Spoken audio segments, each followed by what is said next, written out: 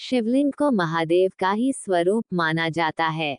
कहा जाता है कि सबसे पहले इस संसार में शिवलिंग की उत्पत्ति हुई थी। शिवलिंग को आत्मा और ज्योति का प्रतिनिधित्व करने के लिए भी जाना जाता है। आइए जानते हैं भागवत पुराण के अनुसार शिवलिंग की उत्पत्ति कैसे हुई थी। भगवान शिव को कई नामों के साथ संबोधित किया जाता है। माना जाता है कि जब इस संसार में कुछ नहीं था, तो भी महादेव शिवलिंग के रूप में विद्यमान थे। हम ऐसे में मन में एक सवाल आता है कि भगवान शिव के स्वरूप शिवलिंग की उत्पत्ति कैसे हुई। शिवलिंग की उत्पत्ति के बारे में कई पुराणों में अलग अलग कहानियां मिलती हैं। वहीं पौराणिक कथाओं में भी शिवलिंग की उत्पत्ति की कई कथाएं प्रचलित हैं, लेकिन भागवत पुराण की बात करें तो इसमें शिवलिंग की उत्पत्ति से जुड़ी एक कहानी मिलती है। आइए जानते हैं कौन सी है वह कहानी। शिवलिंग की उत्पत्ति की कथा।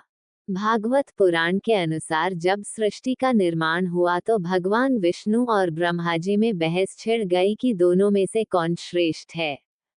खुद को सबसे ज्यादा शक्तिशाली सिद्ध करने की होड़ में दोनों विवाद करने लगे।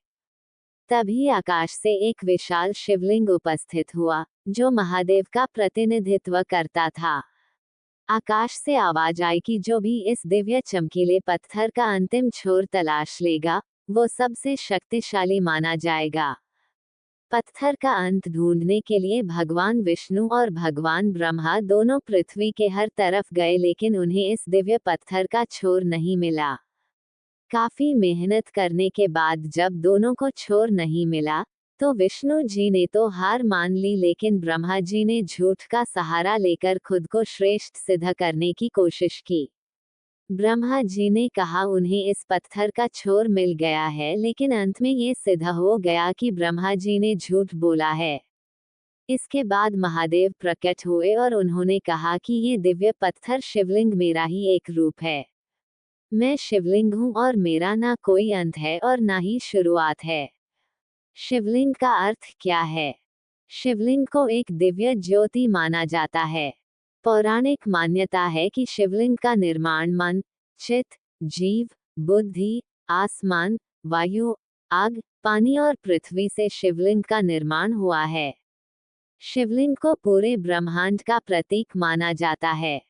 कहा जाता है कि संसार में शिवलिंग की उत्पत्ति सबसे पहले हुई थी।